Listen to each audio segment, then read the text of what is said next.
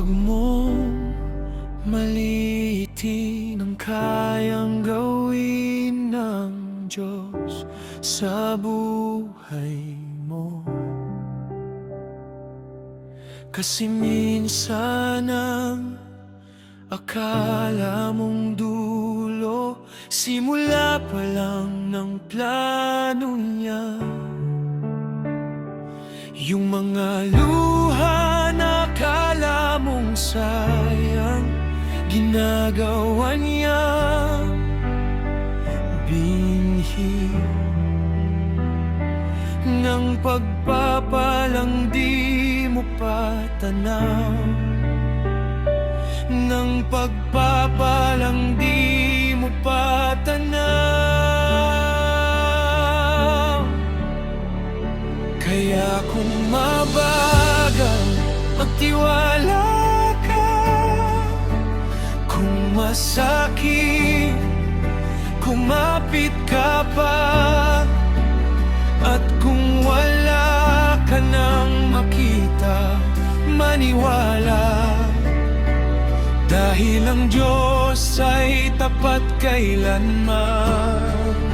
Hindi siya limitado sa nakikita. Siyang sumusulat ng himala, ng himalang di maipaliwanag, ng himalang di maipaliwanag.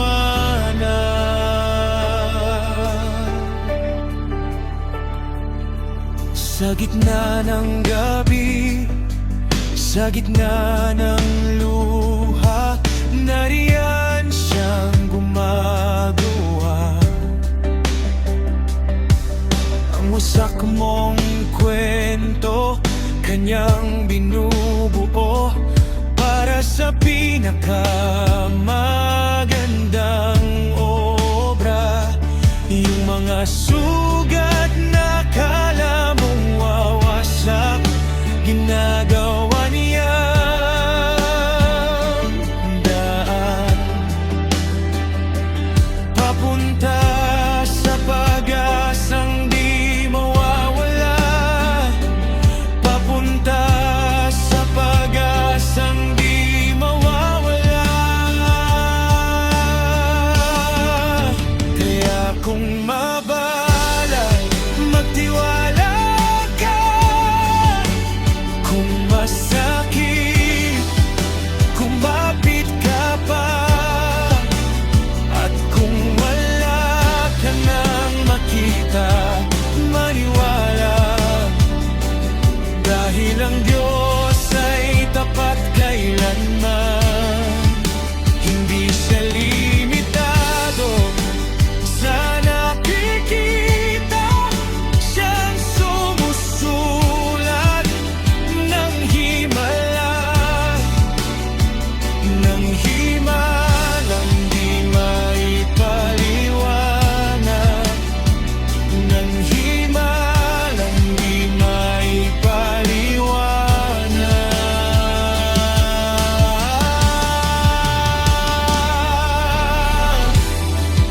Ang akala mong tapos na, simula pa lang ang pinakamagandang kabanata. Ang akala mong wala na, doon siya magpapakita ng higit pa. Kaya kung mabagal, magtiwala ka. Kung masakit, kumapit ka pa. At kung wala ka nang makita, maniwala. Dahil ang Diyos ay tapat kailanman. Hindi siya limitado sa nakikita. Siyang sumusulat ng himala, ng himala.